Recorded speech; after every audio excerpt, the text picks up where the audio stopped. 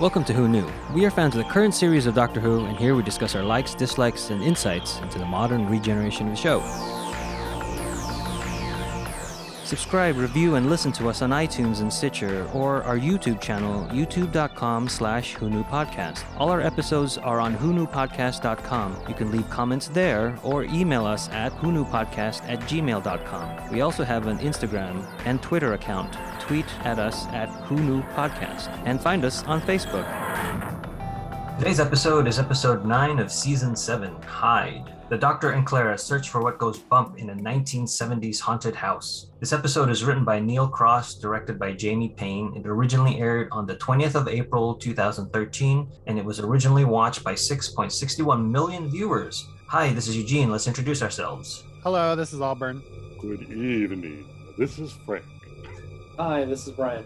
Hi, all you groovy cats out there. This is Kelsey. Hey, this is Josh. And we have back again John. Say hi. What's going on, everybody? Glad to be back. Glad to have you back. On a dark and stormy night in an old manor house on the moors, Professor Alec Palmer and his assistant, Emma Grayling, attempt to contact the spirit that haunts the Caliburn house. Alec has set up the state-of-the-art surveillance equipment available in 1974 to monitor Emma's psychic connection to the ghost. Emma makes contact, and the ghost passes through her. Suddenly, there's a loud knock at the door, revealing the Doctor and Clara, who have arrived to help. Listen, I love this episode. Every time I hear her say Ghostbusters, I want to turn the episode off of me. Aww. I'm right there with It's you. so cute. I'm with you. I don't know what it is. I just hate it. It feels like a shoehorned, pop culture reference just shoved in there. And a tired shoehorned reference. It's like, okay, Yeah. let it go. It's like, who are you gonna call? Ghostbusters. Yeah, we know. Well, see, Clara wasn't even born when Okay. Ghostbusters came out, so she is Yeah. kind of a ghost to all of us. I know, yeah, and exactly. to the movie. And Wow. like when a little kid comes up to you and says, "I have a joke." Oh, what's your joke? Dogs go outside. Yeah, see, it wasn't. Very good. That's the response. Yes, that is the same response. Well, to help you, I thought of it this time as a reference to the 10th Doctor and Rose from Army of Ghosts, where they do that same sort of thing where they're looking at these ghosts that are bleeding through from the other dimension, and the Doctor comes out with sort of a proton pack-y like thing, and he does a Ghostbuster-y dance. And I didn't like it then either. Yeah. The problem with this joke was no one even said who are you going to call. Yeah, We're gonna call. that's what I was It thinking. was just like, what comes first, the chicken or the egg? Omelet, Maybe it was a reference to the old Bob Hope movie, Ghostbusters. maybe. I don't think Or so. No. was it Alan Hale? That's not it. Not Alan Hale. The one with the gorilla. Yeah, the Filmation one, the live-action one. The live what was his name? Not Chuck Berry. What was that guy's name? Boy. I don't know. I don't Anyway, remember. we're digressing too much. Well, this cold open, I think, is great, setting up the world that we're in. We can tell that it's in the past because of the way they're dressed. It reminded me a lot of the Conjuring franchise with Ed and Yeah. Lorraine Warren. Like, they're using scientific gathering equipment to monitor or get something from the supernatural world. So I kind of like that. We're dabbling in the supernatural, but yet in science. Yeah. Also, were the Conjuring people? Was that the 80s though? Or was You that know the what? 70s? I think it was earlier. Yeah, I think it was Yeah. in the 70s. Yeah. Was all right. Yeah. So it reminded me of that as well. Although I think this came out before that movie. Not that Yeah. Still, whatever. No, I agree with you, Josh, that the 70s was the perfect time to set this episode. We could have done it in the 80s and had Poltergeist and all that kind of. Ooh, could we? But the 70s, if you lived through it like I did, so many TV shows were dealing with psychic phenomena. From That's true. Charlie's Angels to In Search of to everything had something. The $6 Million Man had a psychic episodes, so just the late 60s, early 70s, that was what everybody was into. Even though it didn't start the horror genre, it did start the modern suspense thriller horror movie. So it has that Halloween and Exorcist other ones. was earlier. Than The Exorcist. The Omen.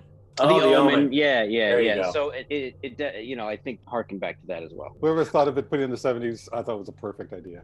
I like the character combination of, of course, the Doctor and his companion or their companion. And I think it works nice in this setup as well, because it also, like you said, harkens back to the 70s. Even Doctor Who was like part of that, formula for a while. But I like these two in particular. Like they remind me a lot of Hellboy, the relationship there in that first movie between Selma Blair's character and Isaac, the like that kind of, just and that's a trope. Like that's in a lot of movies, like the ingenue who is more emotionally connected with the older, more wiser, supposedly like intelligent person. But I like it here, and I love it with British accents, and it's good. They're both really great actors, and like the moments that they share together where they don't have to talk, they can just give looks, and it's a pleasure watching them. And the Doctor does reference that, what you're talking about, in that, oh, I'm the Doctor, this is my companion, and oh, it's the 70s, so you're the professor, and this is your assistant. It's just sort of comparison with that. I like it. There was one thing that I really, really enjoyed was the photographs being taken and us seeing the photographs of the ghost in progression. I thought that was really, really cool. I think overall this episode's pretty spooky, and I think they set the tone pretty well there in the beginning with that, and just the ambiance of this haunted mansion, if you will. For sure, I totally agree. I love that photo sequence. Also, right before that is the awesome, like, I always love this, a good, like, the camera is swooshing in and it's like flying. I think Sam Raimi is like the person I think of when I think of that. But that ghostly camera coming through the hallways and rolling, and like it's like you're the ghost point of view. Like that's always fun, even though it doesn't really make sense for this story, but it still moves. That's the tone. They're getting all the tropes in there. It's appropriate. It's appropriately manipulative. Yes.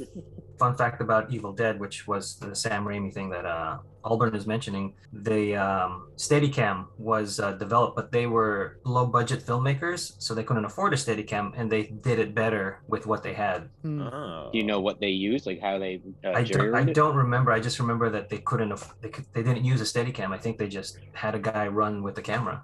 Mm-hmm. If you think about it, most of the episodes of Doctor Who are shot like a horror movie. Like if you didn't really know what it was about and you just kind of tuned in here and there, some of the best episodes are always kind of horror oriented, or they feel like it. It's very starkly lit. They use a lot of suspense techniques and all these tropes that work. I'm not calling it a trope as if it's a bad thing, but like right. I agree. Yes, totally. So when they lean into it, it's really good. I think that could be almost a conscious decision for the modern show, just because the Fourth Doctor's era that had a couple seasons that were very gothic are extremely popular. Yeah, a lot of people look back on that era and go, that was the best era of Doctor Who. So I can at least see the BBC going, all right, do that. I think too, it might even legitimize some of the silliness if you think about it, because it's such an emotional, an emotional manipulative thing to do that it kind of may balance out somebody wearing suction cups on their head. Well, I think for the same reason that a lot of directors today get their start in like a horror or genre, like a movie, is because you have those formulas that are a little bit more set, Right. and TV is formula, and especially BBC making TV on a budget. So I think there's probably some overlap there between why it is a first-time director's like best shot at breaking it, because you have the formula, you have expectations, but then you can also subvert them in fun ways. And I think that's, the fun that Doctor Who does. And that's when you can bring in the comedy and stuff. Yeah. Sure. Yeah. It's like learning your major chords. Mm-hmm. Yeah.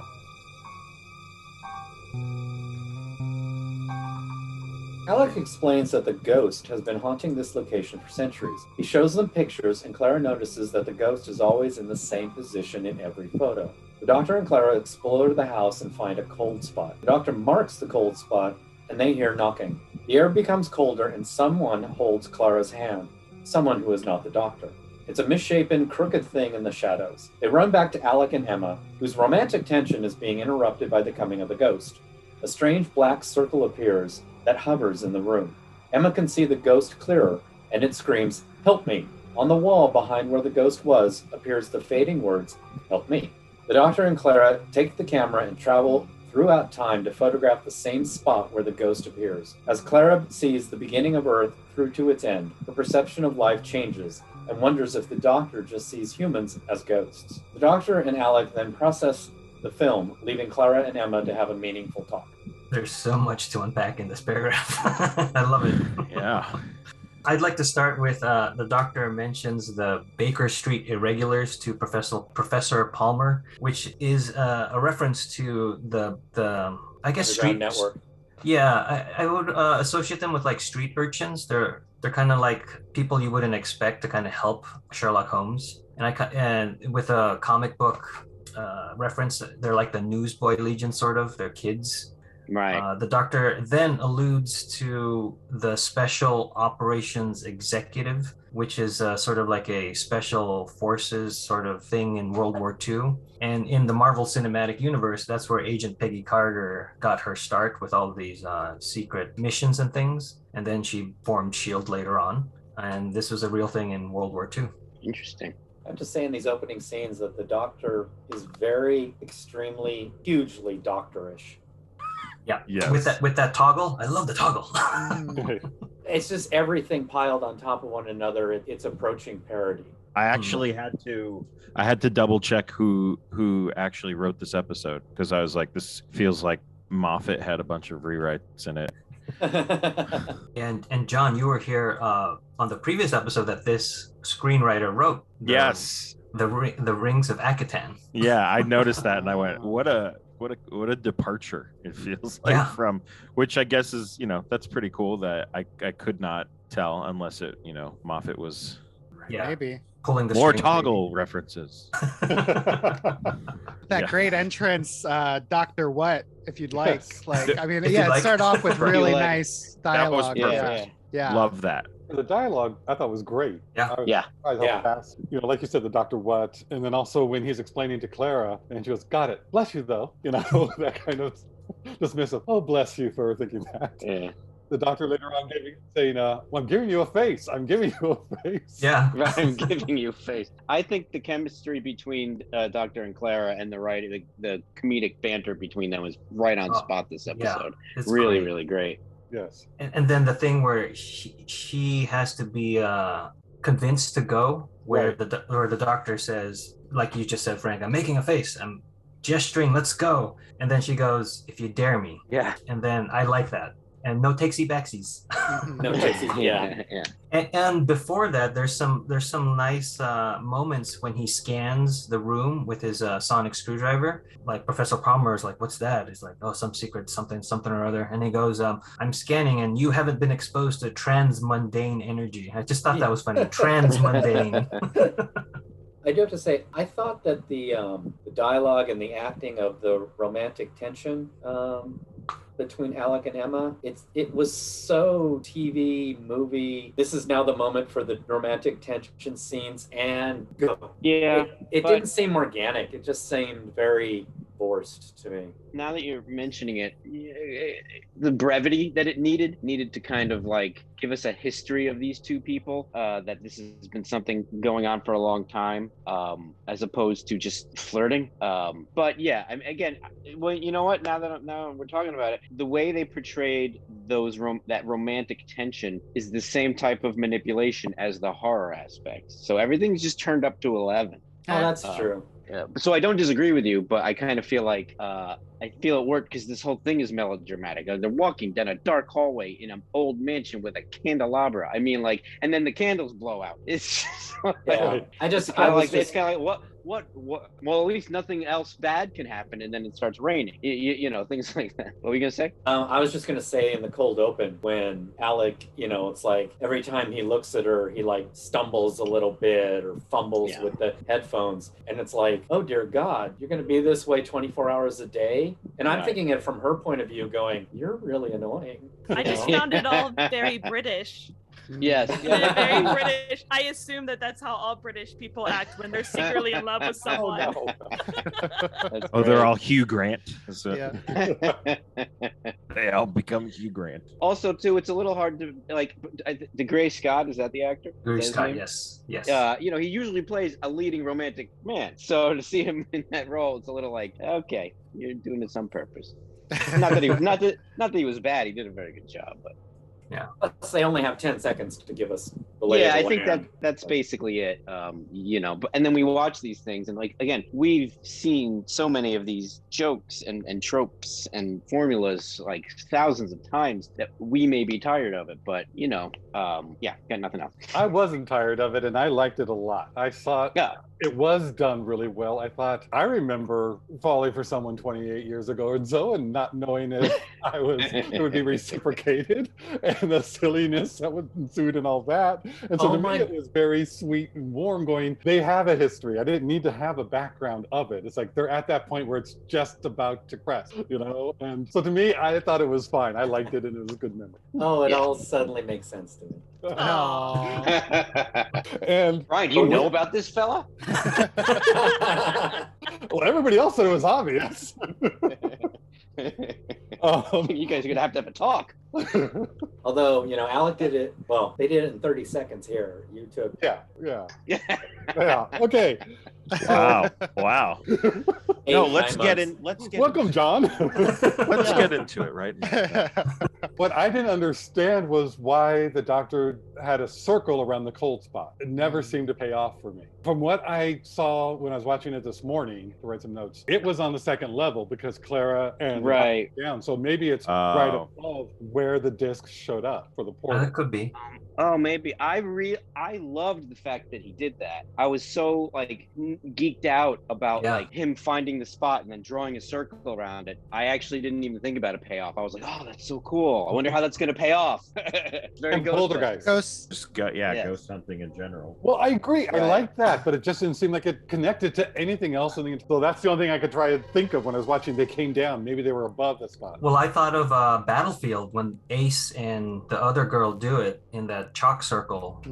Yes. Oh yeah. Because we recently did that. It reminds me of X-Files, Agent Mulder. I think in the pilot, he Yes. gets some lost time as he's driving and gets out of the car and draws a circle, like he's ever gonna come back on that road. But yeah, no, this is definitely a trope, right? Like like when you have magic, you either have like the salt circle or something that indicates like, oh, this is a something to indicate later. Yeah, I'm sure it goes way back. Yeah. I wonder if it was something that they ended up cutting out later. Kelsey, you had a really good point though, how it connects. You were saying you thought that the cold and air. and that spot, because later the doctor is running through the Echo House in the Pocket universe, and when he steps out of the Echo House back onto the ground, you thought that it might have been at that spot. So that would be. I'm just saying the reason why there's a cold spot there is it's the Pocket universe leaking through. Oh, I took that as a chill. I took that as cold. Maybe because then we go downstairs and then the windows start like getting frost on them and stuff like that. Maybe it was just kind of like a new take on an old idea. You know that ghosts have cold spots. So it's also very much. Oh, sorry, John. Go ahead. Mine's just like a little point when you were mentioning they see the glass get cold and then they do the jump and the doctor goes, I think immediately to his past. With the Venusian Aikido. Right. That was so funny. The third doctor. Which doctor? The third doctor. Just gonna chop some ghosts. Yeah, that happens right before the hand comment. Yes. Which I thought was a great scare. Like, I'm not holding your hand. Oh. Love it. When do we first see the disc, that the spinning Next disc? paragraph. Okay, next No, paragraph. we just I'll saw talk it. about that. Yeah, he just read You it. read about it. The strange yeah. box that appears and hovers. Oh, that's the only thing I kind of don't like about this whole episode. That it looks like a solid mirror disc. It looks like a piece of technology. And even though the mislead is it's not spiritual, it's science. It still has everything else has a organic visual edge to it. This thing looked like it was the circle looked like it was a thing. It reminded me of a portable hole from Looney Tunes. Yeah. I like it when, when artists put together some type of real physical representation of these big ideas, like whether it's time travel through the vortex or whatever method these humans came up with for time travel. It reminded me a little bit of like the spheres and Terminator for the time travelers. Yes. Like they were creating some sort of doorway that she thought she was going to be traveling through time, but ended up punching into the pocket universe. So and that's fine. I like that idea. But either that's like her technology, like that whatever they made in the future, or that's just the physical representation in our reality of this reality well coming through. Yeah. But I like things like that. It's almost like a Aristotelian, ideal shape. Like it's this perfect thing because it's punching through a different dimension. But yeah, I was getting kind of like a mirror vibes, like it kind of broke like a mirror. So that's kind of also like time travel and different realities, I don't know. I thought it was cool. It could have been spookier if it felt very like. It felt like someone put a mirror in there, like someone was on set in a green screen suit, going like, Maybe that's how she got there. Somebody was like, not going fast enough. Maybe. Can we talk a little bit about the end of this paragraph where the doctor takes Clara through the beginning of Earth through to its end, and her reaction to it. No, we can't talk about that. I thought it was well, first of all, I feel like this episode had a lot of pauses where we slowed down, but this was my favorite. And her reaction to it, it was unexpected for me, how moved she was and how just the way that Claire reacted to doing this. I don't like that you're able to do this. Yeah. Well, even Rose in the second episode. Yeah. That she had a whole thing. That's why she kind of went off and met the plumber or whoever the hell it was. Yeah, in the end of the world episode. Yeah. So I think every companion, just like every companion says, "Oh, it's bigger on the inside," or whatever their reaction is to that. Every companion seems to have a moment like that. I also love Matt Smith's acting, because Matt Smith is acting, yes, what you're saying is true, but I'm not going to say that. It's just, I like the look on his face, especially, when he's doing the moments when he's not facing Clara. So there is those moments when he's like, oh. Here we go again. Yeah, or... the old everybody's dead talk. She's on the other side of the console, I believe, when that happens. They have a number of conversations like that. Then when they go in there later and he's underneath, futzing with the wires and she's up top, they have that whole conversation not looking at each other as well. Her feet are there next to his head. That one? His feet are. I love that. Even though it's kind of a on the nose dialogue wise, her saying we're all ghosts to you, I found really great. And I think it was different this time because traveling through time is one thing and visiting different times. This all happened within an hour of her time, watching everything, going, this is how he sees it. It's all one thing. It's a different way of looking at it that she gets. Right. And that one I think had more weight to it on this one. Yeah. And I really just love the idea that his idea to do this, to take a picture of that spot through time. I was really nerding out about that idea. This episode, despite its cliches, purposeful cliches, is very clever. Yeah, I'd like to just read that exchange of dialogue because I wrote it down. I liked it so much. Claire says, "I haven't been born yet, and I've died. I've been dead 100 billion years. To you, I'm a ghost. We're all ghosts to you. We must be nothing." The doctor says, No, you're not that. Then what are we? What can we possibly be? The doctor replies with, "You are the only mystery worth solving." I really enjoyed that button. Ooh, there are layers. And that's a line like Frank, you always talk about how it has a double meaning where he could be talking about humanity and he could be talking about, the impossible girl. Yeah. And then we have the conversations later on, especially with Emma and Clara, where each one of them is kind of like trying to point out the obvious to the other. Mm-hmm. So they have that conversation. She says, "Well, Alec likes you." "Oh, no, he doesn't." And she's like, "Yeah, it's really obvious you're an empath. Why can't you see that?" And then Emma comes back to Clara and says, "Do you know the doctor? Don't trust the doctor. He has what is it? A sliver of ice in his heart. Sliver of ice in his heart." Yeah. And I don't think she would have had that ghost realization if she hadn't had that conversation right before. Yeah, it fits. Where it's like there's, it's like no, not that there's more to this, but I think this is where Clara's saying, I don't know everything about this yet.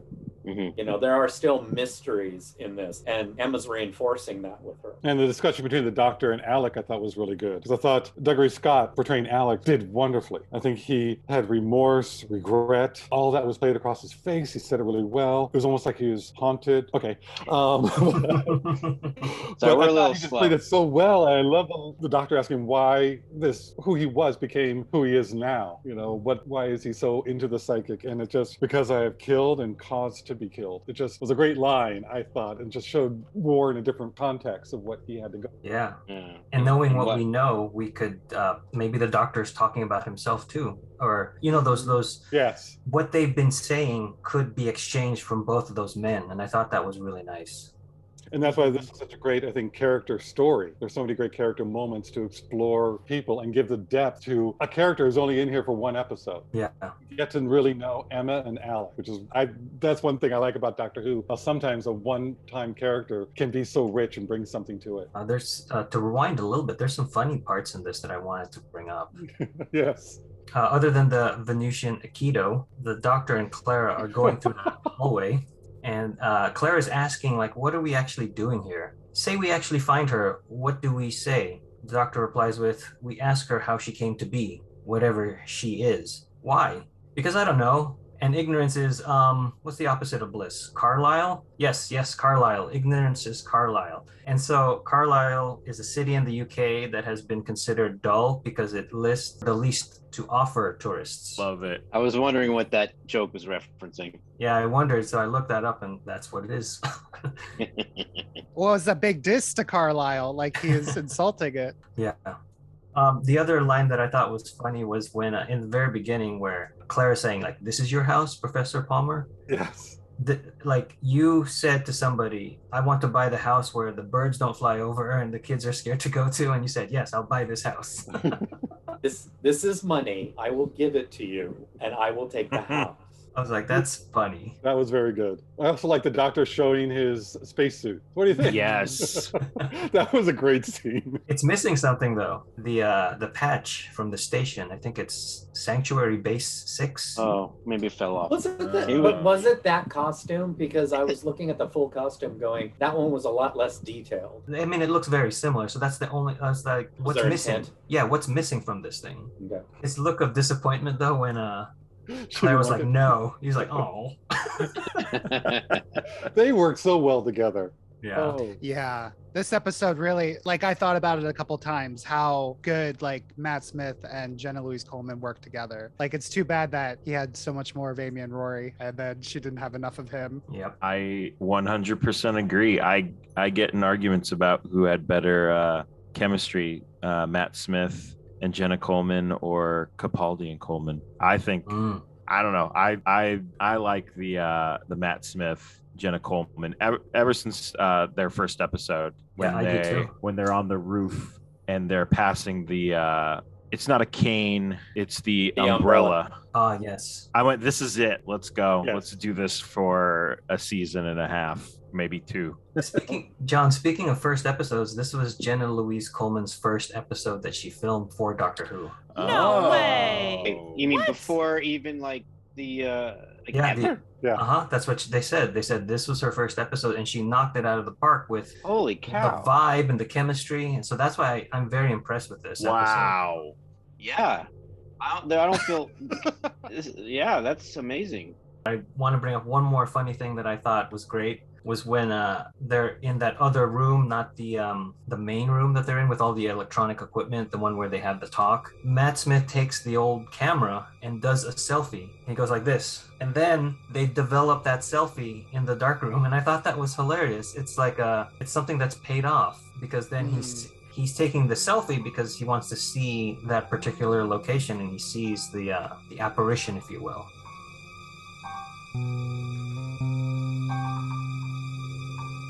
The Doctor realizes from the new pictures that the ghost is running from something. His research identifies the ghost as Hilla Tokorian, a time traveler from 100 years in the future, now trapped in a pocket universe that is collapsing. Time is different there, and what has been millions of years on Earth has been about 3 minutes for her. One of the pictures he took shows her running from an odd, crooked beast. Emma's psychic connection to Hilla can lead her back to this dimension, but Alex believes it's too dangerous. The doctor places an apparatus upon Emma's head, amplifying her psychic power. He puts on a harness that is attached to a rope as Emma calls for Hilla, and the floating disc appears. It's the portal to the pocket dimension.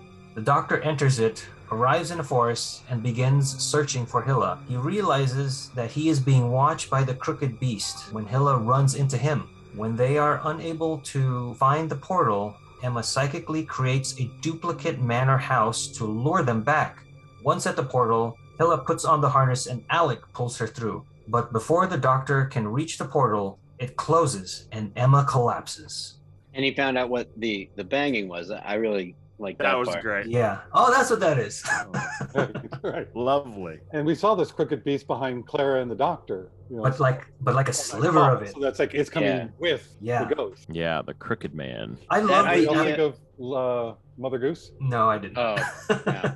Not until now. Nope. No, but I get it. Yeah, I get it now. Mother Goose had a little rhyme about the crooked man walking crooked mile. I love the application of what they did. They used CG and practicals in the right combination. Yeah. In the earlier part of this episode, when you see like him come out or it come out of the shadows, Mhm. that's CG and it looks great. It's like that Is Jaws it? Are you- effect. Are And you then- sure? I yeah, thought it and- looked almost like a puppet. I mean, I thought it looked really good, but I didn't. But then later on, when you get closer to it, the doctor will start to maybe wrestle with it, if you will. That's a guy in a suit, and it's great. Oh, seamless. I didn't know. Yeah, I got my that's own thoughts about the design of the creature, but we'll talk about that. Yeah. That's why I'm impressed with it. I Um, really liked the idea of that the time traveler Hilla, what was happening to her was just a moment in time stretched Yeah. over, many, thousands of years in our universe. It reminded me of a Ray Bradbury story. Yeah, There's a Voyager episode like that. It also reminded me of Interstellar, Mhm. how they go onto that water planet, but then it turns out to be 20 years for Romley back on their spacecraft. Mhm. Oh yeah, this speed of light time dilation. Yeah, Also, I mean, this came before Interstellar, but the idea of love being the thing that can survive time, right. I guess Christopher Nolan stole that as well. I thought it was Right. done better here. But yeah, I got that Interstellar connection. I like that the doctor explains what's going on, and normally when he does this, it's too fast for me. But in this instance, it works for some reason. He had the idea, like when he uses the photos to put them in the carousel and saying, "Hey, Oh. this is what's going on." Is that she just crash landed maybe 3 minutes ago, but for us, it's been however long. Right. I think it's because it pays off. Like they set it up as a horror trope, and then they explain why she's always the same because it's the time dilation thing. I also think that scene is the conceit of this episode. Hmm. What if a ghost is actually this? Right. And yeah, and I love that. You take something that's kind of like normal and in the zeitgeist, and you put something that makes it Doctor Who, like specifically Doctor Who. Yeah. And I enjoyed that. Hmm. Dougray Scott does some great looks when the Doctor is prepping the carousel with the Sonic. He looks at him as he puts it away in his pocket, and he's like, "What could that be?" Or I'd like to get my hands on that. That type of thing. Or he's That's a pickpocket. interesting. It's like, okay, I'm getting it. Yeah. Well, he's British. And an You'd be a intelligence fan agent. of Dickensian, Britain. The forest of this other Yeah. pocket universe was a great location. Like, I just Yeah. kept wanting to see more of it. Funnily enough, as we mentioned X-Files before, it reminded me a lot of early episodes of the X-Files. Mhm. But like just the fog, the way it was lit, or the way whatever they did to film it, it's fantastic, and to see such a like organic, nature-oriented setting, and then here's a guy in a wool jacket, like the juxtaposition of his design set in this atmosphere. I loved it. And So also that- the way it was shot, being close up and then panning back, but far, he's not the yeah. center. He's off to one side. Mhm. Yes, See yes. the whole forest as its own character. Yeah, so they flew the crew to Vancouver, and that was all natural fog. Oh, Just I kidding. was gonna say. Oh no, are you kidding? They filmed that at Gethin Woods, and it's in Wales. Speaking of the scientific explanations, every time we watch this, Kelsey would crack up at Pocket Universe. Well, it's also Or the way he just- says it. He's like pocket universe, kind of like we all know what that is. I think that's why I laugh each time because I'm Okay. like, that tells me nothing. Like, what is Sorry, it? I'm used to appeared it. in comic books, so it's just something like I'm I mean, used to. pocket universes existed for a really long time, maybe not in TV. entertainment, but he explains it with the balloon. Oh yeah. I actually didn't quite get the balloon analogy, but I understood the pocket universe. Well, it's like here's a universe and here's a pocket universe. Yeah. right. What's there And then to? you put, You don't get it? yeah, that I get, but I didn't. Like, is there something? I thought you don't have to explain it to me now, but I thought to myself, what is he showing us? That is Exactly. This is this and this is that. Oh, Yeah. It's more to illustrate that Emma is the lantern that both universes can see, and that's the common connection. Hmm. Yeah, I know. Okay, well, I got that from before the balloon. Yeah, I think the definition was better in the Doctor's Wife, in the idea of the Hmm. pocket universe. Although, he does deflate one of the balloons. Maybe he's basically saying that universe was going to. That is Collapse. yes. That's Yeah, what he I was is thinking saying. that Yeah, one. he says Yeah. the pocket universe is collapsing, which is Okay. very funny because anytime in science fiction when you have a pocket universe, it's collapsing. It's And of very course, nature of funny. a pocket did he universe. It explain doesn't last why? Oh, is that No. why it's called a pocket? Because it's finite? Maybe. Yeah, I mean, even said No, it I think in it's the, pocket. It's a pocket because it's small. All right. it's not its own, it's attached to the other one. And so it's only one can last. He says it better in the Doctor's Wife with Oh, okay. father, I father, find brother, this whole sister. conversation funny, so maybe it's just pocket universes that make me laugh. Like, Yes. they're- I like, think it's what? because you grew up with Polly Pocket, and It's so in not your mind they're that! just connected. Like No, Well, it's 'cause this is the not Pocket for- Universe, the Polly Pocket cinematic universe. Well, because pocket universes have always appeared in comic books, so it's just something like I'm used to. Yeah, me too. I Yeah. don't read comic books. Well, that's probably why. And they brought back a lot of nice stuff from Classic Who. Yes, they with did. I'll let you talk about it, the whole No, go subset ahead. of the Eye of No, Harmony. you brought it up. Go ahead. I think you'll be a little bit clearer in talking about Okay, so let me clarify this. So they take the Eye of Harmony from the TARDIS, which we saw in the Paul McGann TV movie. And previous to that, the Eye of Harmony was mentioned in The Deadly Assassin with Tom Baker, which is another episode which we have covered. So it's kind of cool that they're using it again to amplify Emma's powers of empathy. I missed But this- that whole thing. Like, everything was said so fast. I was like, why does he have the gem from the Titanic on her head? Like, totally missed it. I was like, maybe it's something I missed. it. It was just a reference Also- to other things. So it was one of those, supposed Easter eggs, or I'm thinking reference to those who knew. Yeah. So you didn't really need to know for the story. So if you're a No. And- new viewer, you didn't need to know the depth. It looked like an odd choice for design. It reminded me of the Cerebro from X-Men and stuff. So Mm. everything was this science. Yes. This science contraption with then like a stone in the middle, and I'm like, it looked very like comic booky. Like, and this show usually doesn't do that. There's usually some sort of logic behind what they build, and obviously there was. I just missed it. See, Also, Rose had a they stone, but also white say people's that- no, wrong story. Wait. They also say that stone is from Metabelius. They pronounce it wrong. They pronounce it Pronounce it wrong, differently. but it's from Metabelius 3, which was an ongoing thing with the third Doctor. He was always wanting to go to the planet Metabelius 3, and then he had to recover a crystal from Metabelius 3, and then he had the crystal from Metabelius 3. I think it's popped up even in it was even mentioned in Tenets. Well, they mentioned it in Sarah Jane's Wedding, Oh, okay. the Sarah Jane Adventures show.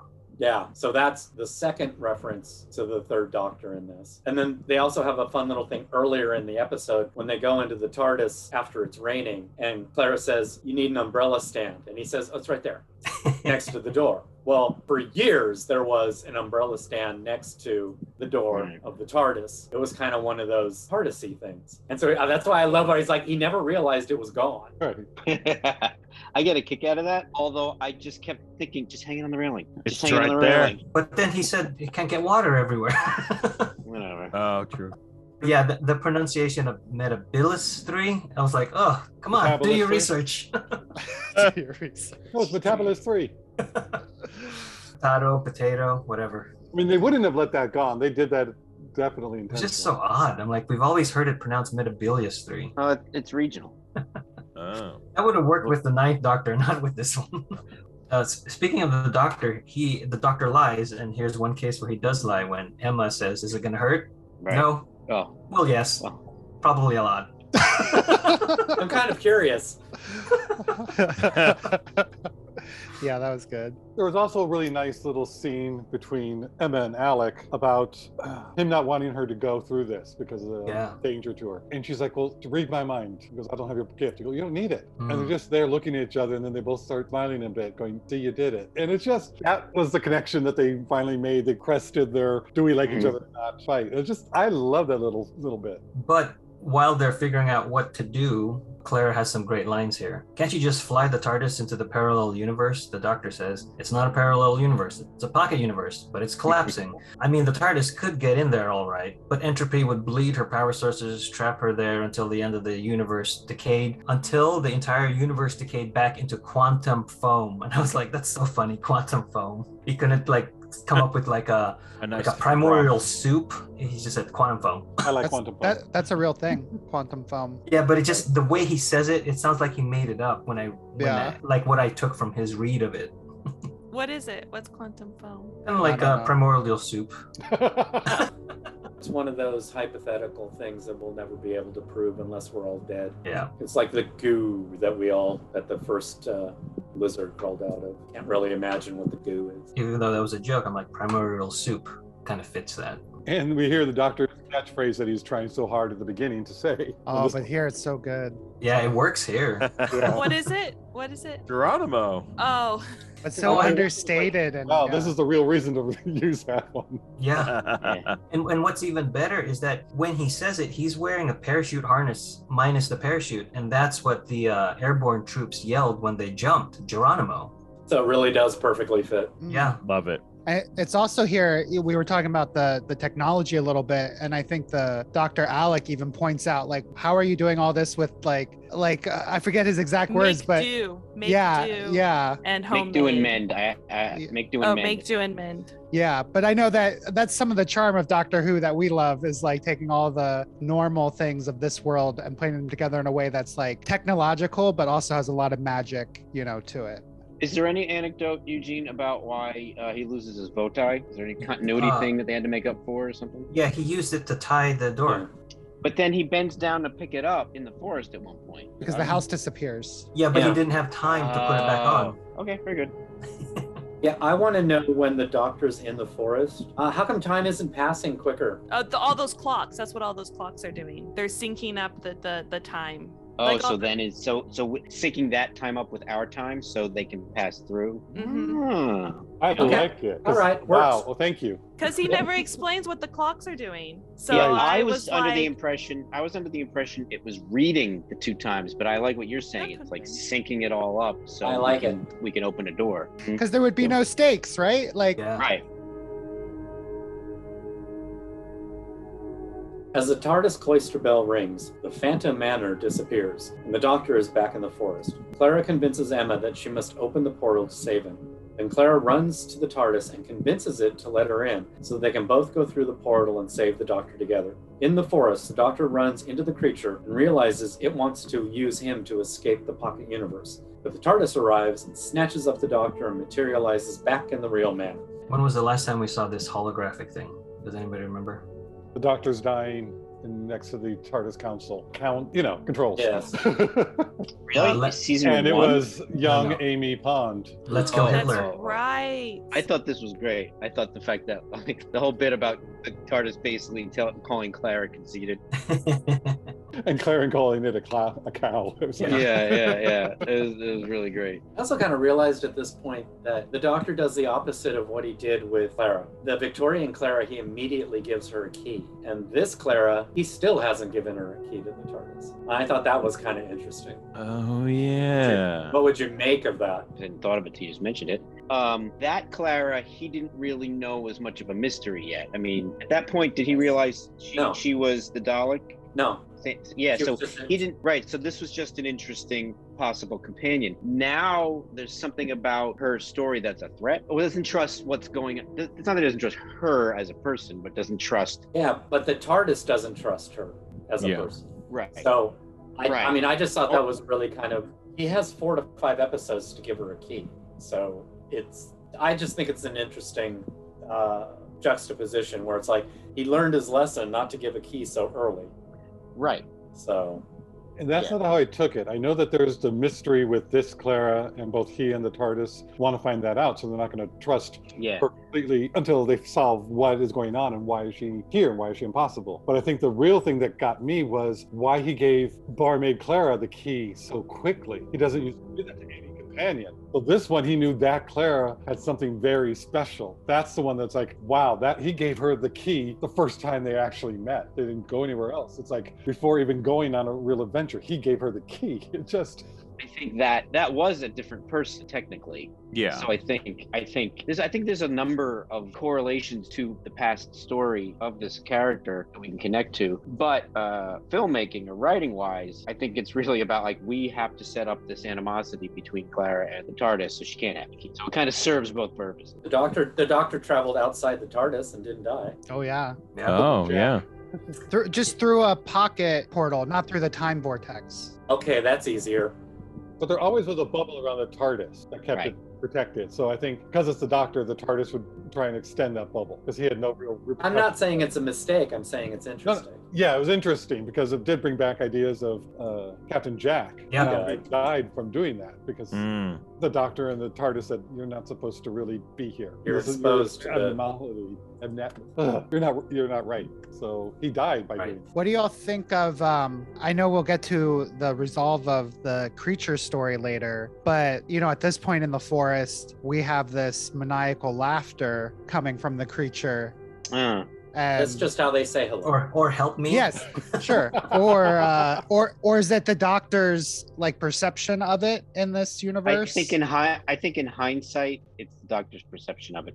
But honestly, now that you're talking about it, yeah, it's just this creature is doing something to instill fear. Yeah. Why would it do that if it had the other goal? It's counterproductive. I wish there was just one misdirect in the real world where like something symbolizing a couple was done by the creature that's in our world. Like they stumble upon like two figurines that they threw or something that are close together. Other than the holding the hand of Clara, like, yeah, I just wish there was one thing that was like we could tie like, oh, okay, that one thing where they're not bad, they're just trying to get back together. But this forest thing, like watching it a second time, like, yes, exactly. Why is it maniacally laughing at the Doctor?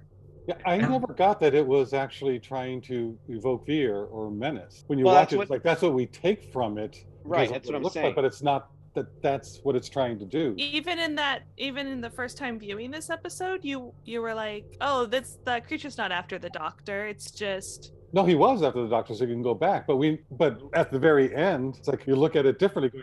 You go, everything we've seen, we pick up on our own fear and apply it to this, rather than it actually doing anything to evoke the fear. Except for the maniacal. Honestly, I did not hear the laugh. I got to go watch it again. It's there, and it is weird. But I think when we go back through and go, oh yeah, there's two of them, and they're apart. I think we do go to the one scene where Clara's like, I'm not happy. Mm-hmm. And I feel like that's a projection from that the stranded whichever one it is, the mate. And then when we're in the pocket universe, I feel like maybe that one is afraid. So maybe it's projecting it to the Doctor, and that's why making the Doctor afraid. I think. Sure. I mean that could I be like it. that. Yeah. But it doesn't explain the laughter because I don't think. Yeah, I'm surprised at myself that I didn't hear it. I'm like, really? I did like watch the second time I watched it, the creature that was in the real world. Like I did try to give it motivations of it was also scared and just try to like be a part of the team. And like they just kept running away from it. Like, yeah, it was scared of the ghost too. Yeah. Like, where am I? Yeah. It's like Milton in this new Suicide Squad movie. Rewinding a little bit, I love the simplicity of editing where it shows that the Doctor is now trapped, where he's in the manor and then he takes one step, and then he's automatically in the forest. I just love how simple that is. And it conveys and it conveys the urgency of what's going on so quickly. Yeah, back to what we were saying early on, this episode is kind of brilliantly put together. It's shot great and edited well, and it's all of basically the tricks you learn in editing and shooting to fool the audience into filmmaking and storytelling and stuff like that. But it's using it exactly the way it's supposed to be. It's it's nice. Yeah. I agree. I was gonna say watching it again. Like I know we mentioned like horror tropes and genres, but it does remind me a lot of Blink. Where you have these time travel elements that are kind of mixed in with real elements. Like instead of the doctor's conversation being out of order, you have all these connections to the ghost story and the actions that they play out over the episode. It also reminded me a lot of Game of Thrones. Spoiler alert: Hodor, where like those weird time like connections make for some interesting repercussions that when we've lived it forever, but in this time travel story it's like a moment that turns into like a whole lifetime for some people. The entire ghost story is a botched time travel experiment. Yeah, so the time traveler's name should have been like Helipme. Helipme. Well, I like her last name is like tack something. It reminds me of tachyons and tachometer, like that kind of time measurement. Yeah. Another a little bit of criticism here is that I think they recycled the 10th and 9th Doctor's time vortex when Clara takes the TARDIS back into the pocket universe, because the shade of blue is darker and there's no St. John's emblem. Really? It did look like it. I liked that little, we get that effect back. So I just enjoyed it. The one thing I do like is that when the Doctor hitchhikes basically on the TARDIS, then arrives in our universe again, there is a lookless high five between him and Clara as they just, it's just great. Excellent. And they both sell it so well. Yeah. It's a great moment. It was welcomed in that moment of brevity or levity. Like you said, really awesome chemistry if this is their first show together that they're filming. Yeah.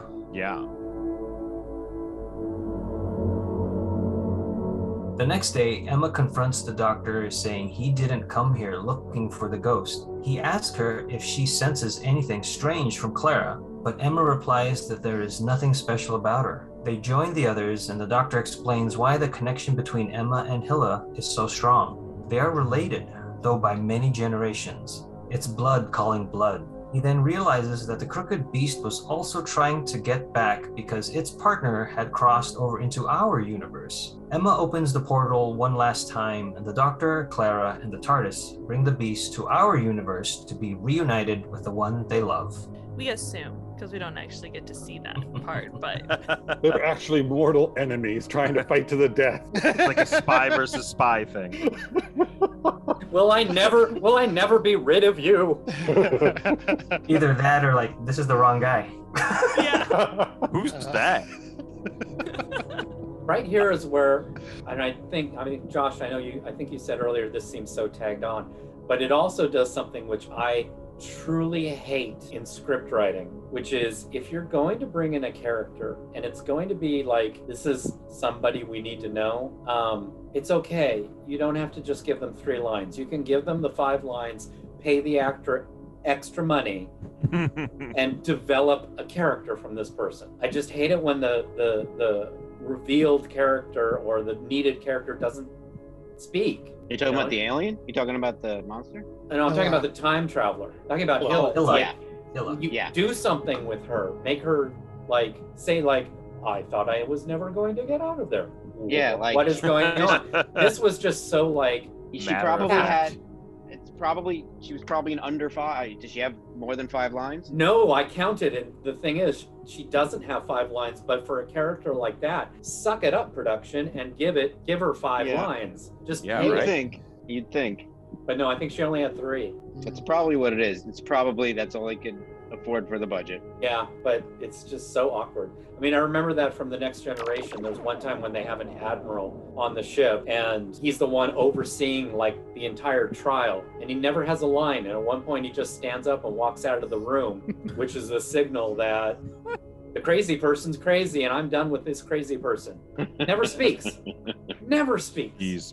I will say, Blood Calling Blood is my favorite Slayer album. I just wanted to put that out there. I've always wondered if the crooked people were from the pocket universe, or did they get trapped in there because of the time experiment? Yeah, we don't get that. It's They like, were oh, the- I'll take you out of this place. It's like, no, I belong there. Please bring the other person back to.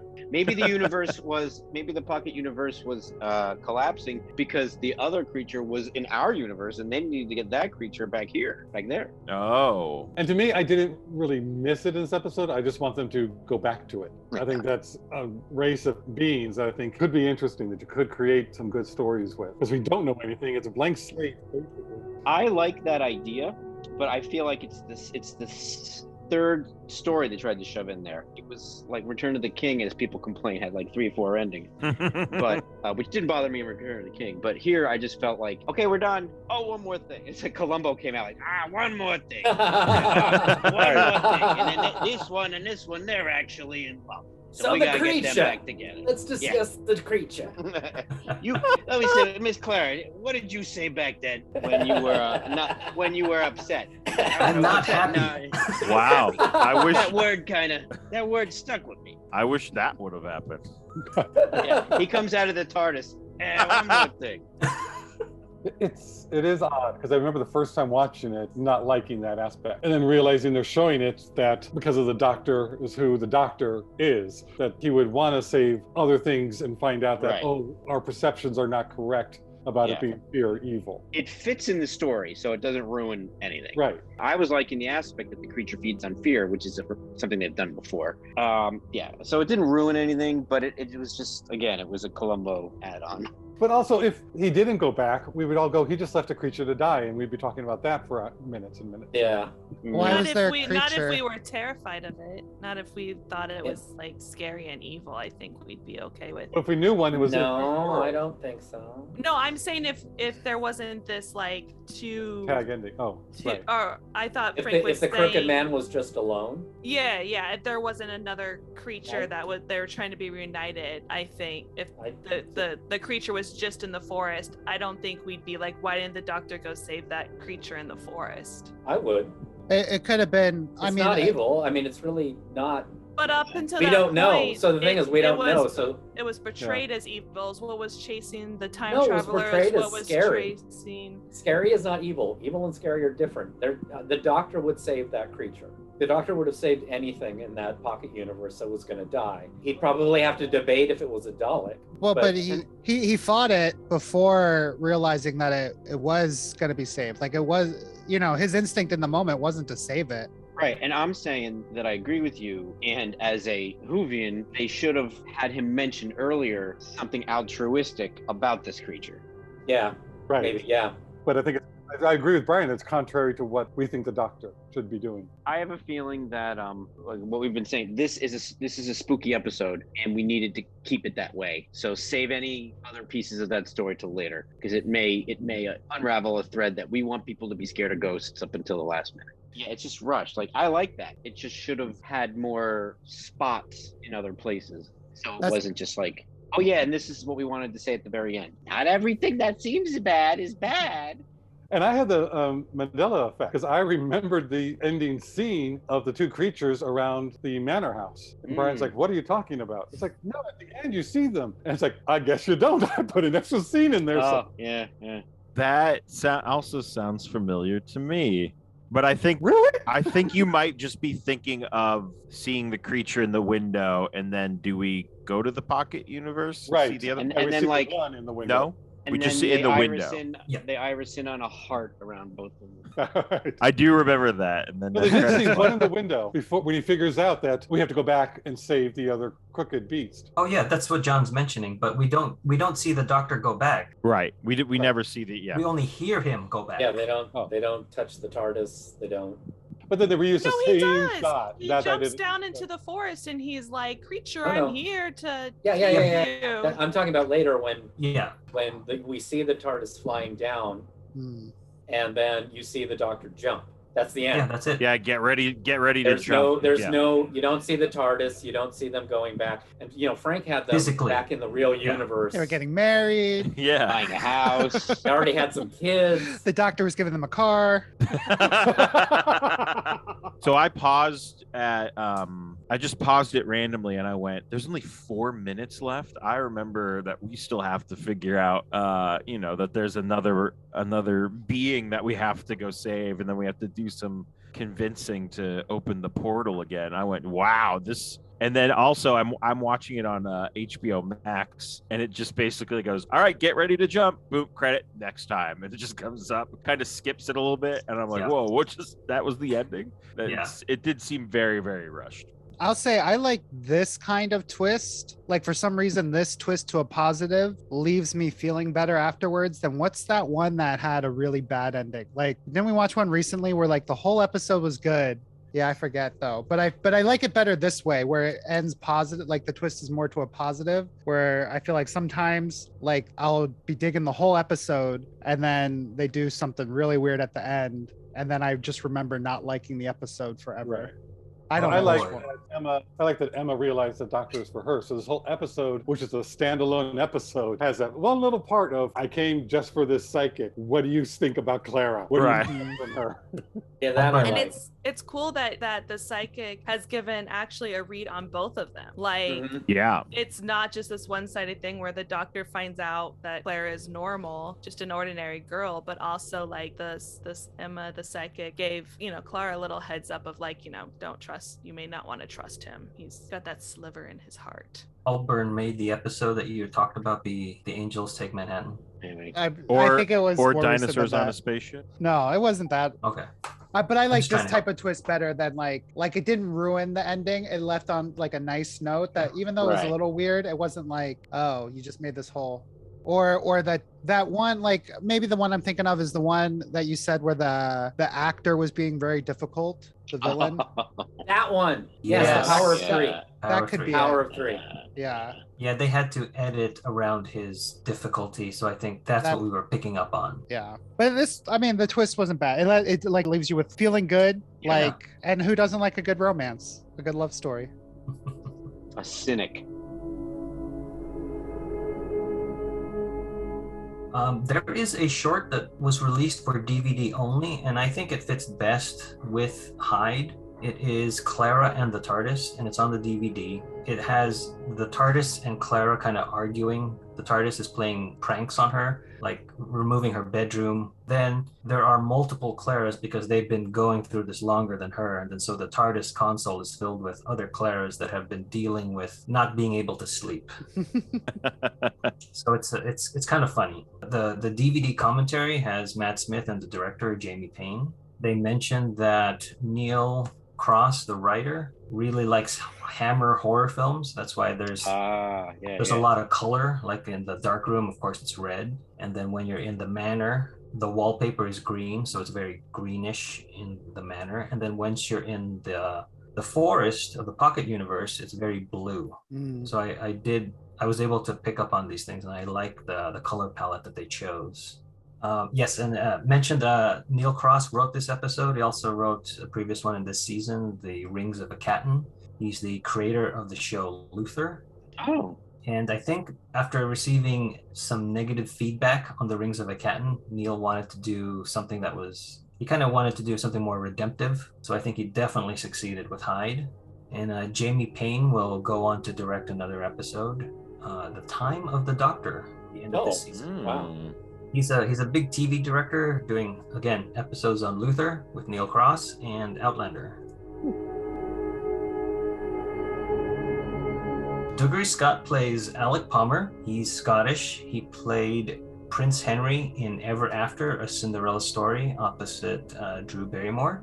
He was Eric Veneker in Deep Impact. He was Sean Ambrose, the villain in Mission Impossible 2. And he was cast as the original Wolverine in X-Men from 2000, but he had to leave due to scheduling conflicts with Mission Impossible 2 and was injured in a motorbike accident. So the role was given to Hugh Jackman. Yeah. Well, he was injured on the set of Mission Impossible 2. Yeah. Yeah. Whoa. Wow. So if he didn't shoot Mission Impossible 2, we would have had a different franchise. would have. Jessica Raine plays Emma Grayling. She is Jenny Lee in Call the Midwife, and we will see her again in An Adventure in Space and Time. That's right. Yes, We will. we will. Sorry. Kimbo Jacobs plays Hilla Takorian. She's played the intel officer in London Has Fallen, and she voiced Madra Sithi in The Dark Crystal: Age of Resistance. Aidan Cook plays the Crooked Man. He is the Mummy in Rings of the Caton. He will be a Cyberman and a Zygon in upcoming episodes. He was Two Tubes in Rogue One.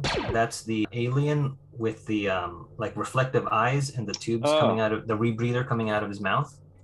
He is Bo Leo in Star Wars: The Rise of Skywalker. That's a sort of marketplace creature or marketplace vendor. It's unclear of what he's doing.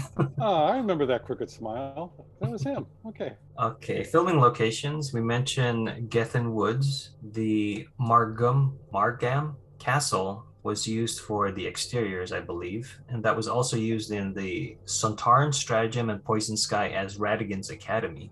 Okay. Oh, And then, okay. and then for the interiors, it was Plas Langham Angel, however you say that. Sorry for those out there that know where that is.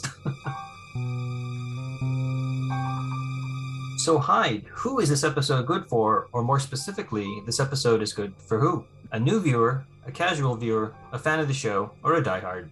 Well, I don't think I would use this. I don't think I would recommend anybody to start their Doctor Who journey with Hyde.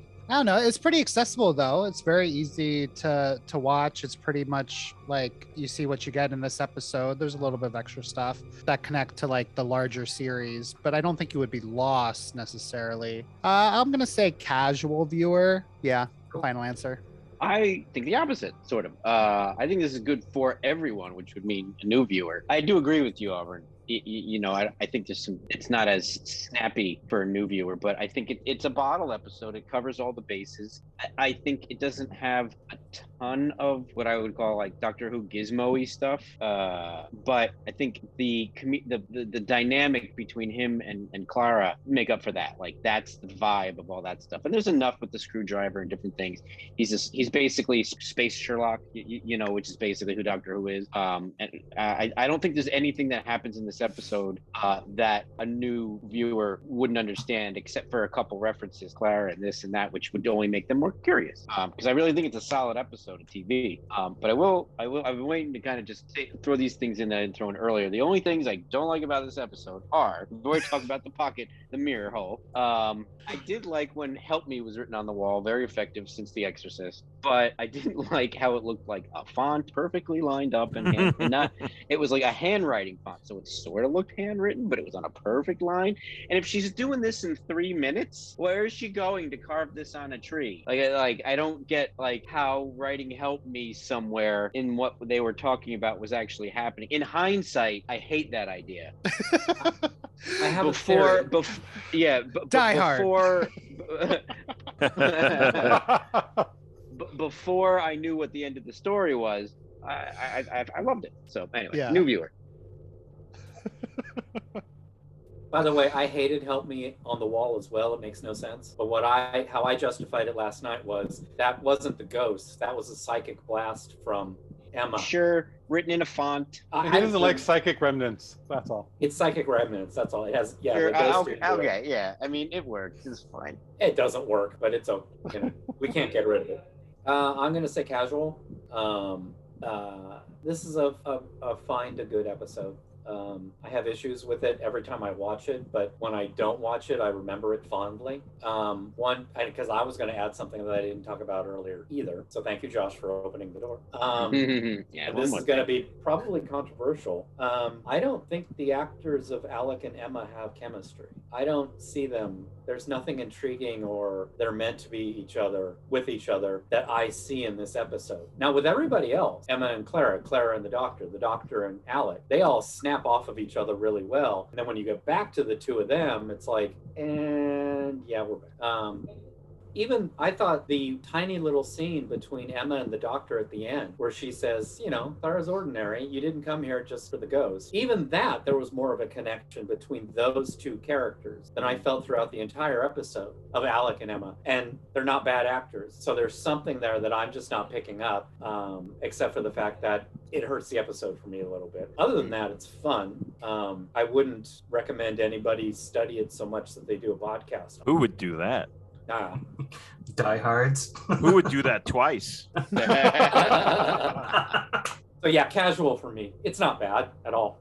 I'm gonna say casual as well. And I'm not a big horror. I don't like to watch a lot of horror movies, and I usually don't like the horror-esque Doctor Who episodes. So I like this one because if you're gonna make me watch a horror-esque end in a love story, and so for me this was it was a great episode. I really enjoyed it, and I'm gonna say casual because I feel like it moves. So if you were just you just watch Doctor Who whenever it's on, I feel like it would keep you engaged. I'm going to say this episode, a casual viewer would enjoy it the most.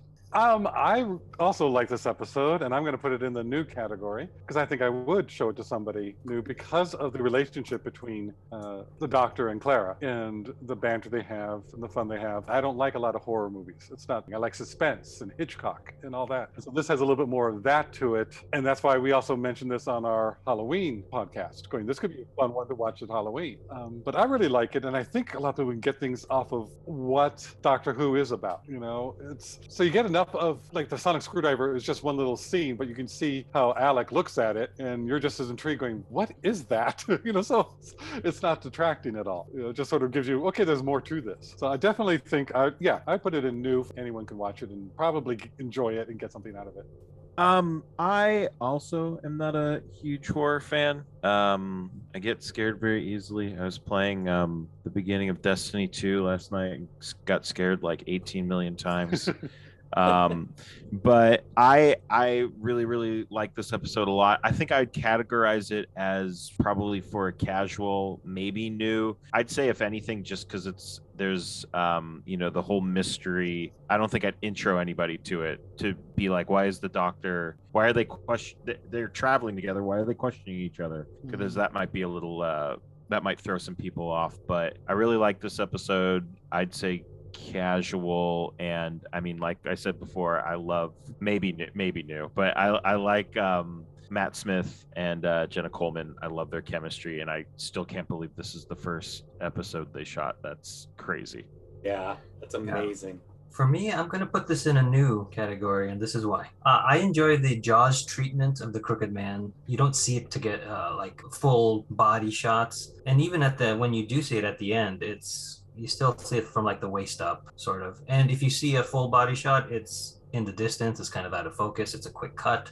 So I enjoy the way they treat the quote unquote creature monster of the week. I am one of those ones that does like horror. So this episode has very good horror sound design, and that matches with the visuals. And I love the homage to Hammer films that they did with this. You can tell that Neil Cross also probably likes horror if he wanted to pattern this after that gothic Hammer horror quality. And the CG versus the practical, I enjoyed that as well with the creature.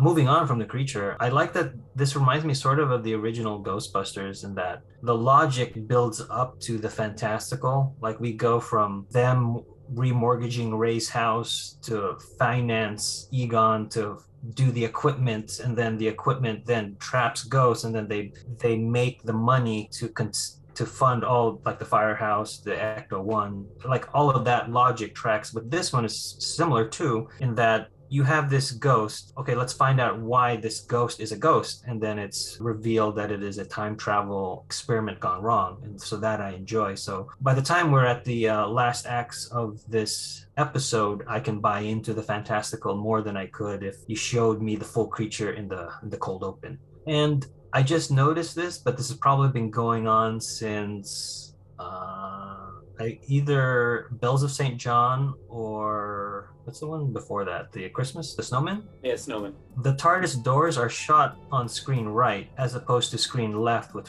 what we're used to with 9, 10, and the first TARDIS console room of 11. So I like that they switched it up where the TARDIS doors are on the right, screen right, and then they walk through screen right to left. And I thought that was I've never noticed that. That's They do nice. that in Snowman. Okay, so it's wow, I never noticed it until today. So that's does that remain consistent after that? I don't remote. We'll have to find out and keep tally. So for me, I know people that like horror. I would definitely introduce these friends of mine to this episode, if they've never seen Doctor Who. So this would be a new Who viewer for me. So that wraps up Hyde. Thanks for listening, stay safe, and we will see you next time when the future becomes the present.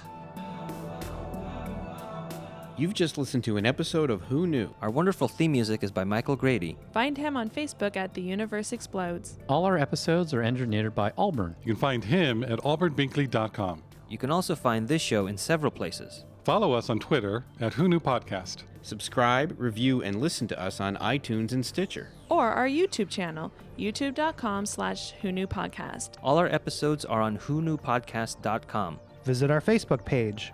Please leave comments, reviews, and click like to help support Who Knew Podcast. To listen to our show on your Amazon Echo device, enable the AnyPod podcast skill. Ask AnyPod to play the Who Knew Podcast. This podcast is inspired by Doctor Who, The longest running sci-fi show in history. And especially the revival, spearheaded by Russell T. Davis, Thanks to Russell, Sydney Newman, Verity Lambert, Ron Grainer, Delia Derbyshire. And all those involved in the adventures of our favorite Time Lord. your work continues to inspire and entertain.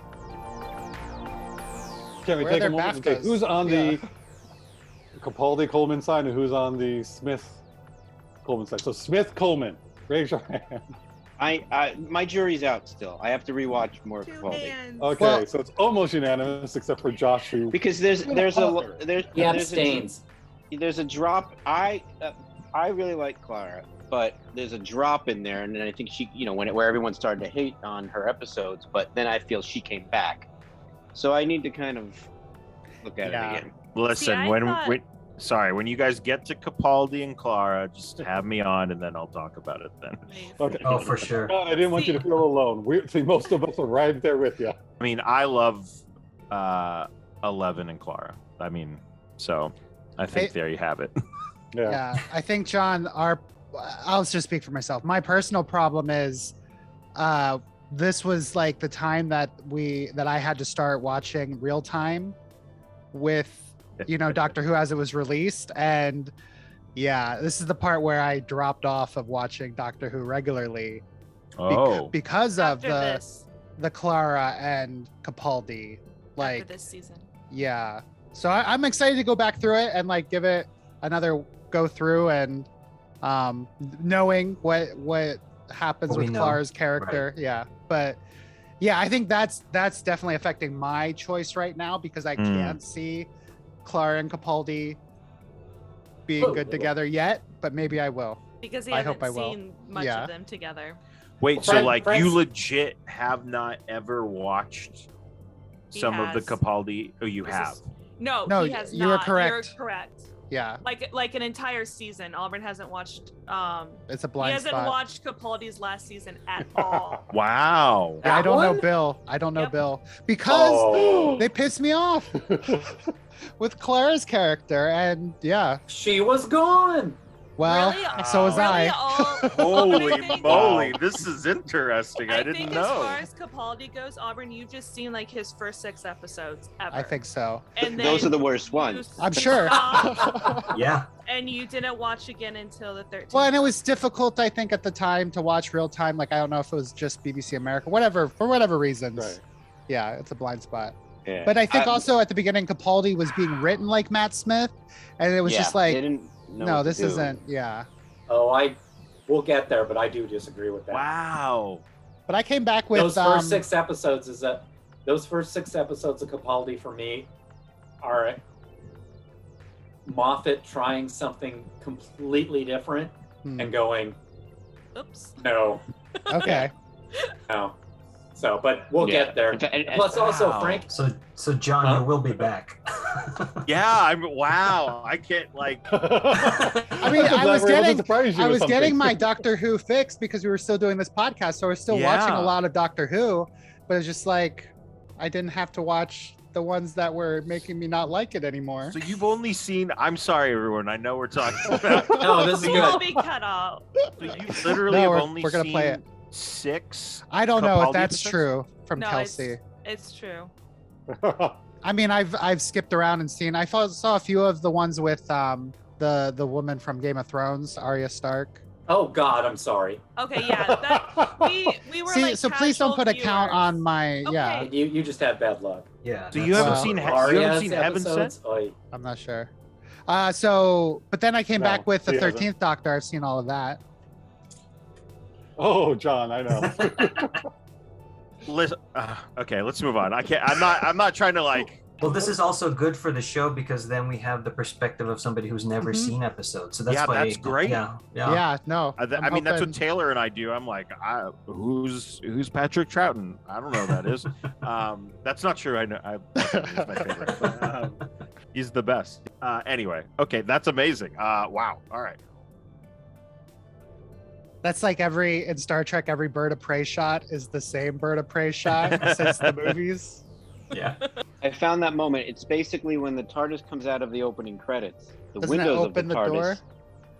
door? I mean, hang on 1 second. Are they green? They're green, and from my point of view, it looks like they're green screened, and they just didn't put anything in it. Somebody should get fired Somebody should. I think it's a little for late work for they that. did 15 years ago. Yeah. The statute of kidding. limitation on oopsies Yeah. is over Yeah. now. By the way, Dougray Scott is the father on Batwoman. Oh, okay. Oh, I figured no mention, and I probably don't know who ever watched this. Wait, I Is that a what? movie? It's a series. Oh, I've never watched it, so that's why. No. recent? Don't get Part me of the whole started. DC Don't. universe. Exactly. it's on now. Yeah, it's on now. It's part of Arrow, Flash, The Arrowverse. Girl. I made it halfway through the first season and said, I'm done. I'm current, Yeah, Frank is too. and it is. We'll talk about it after we're done. So now on to our Batwoman podcast. No.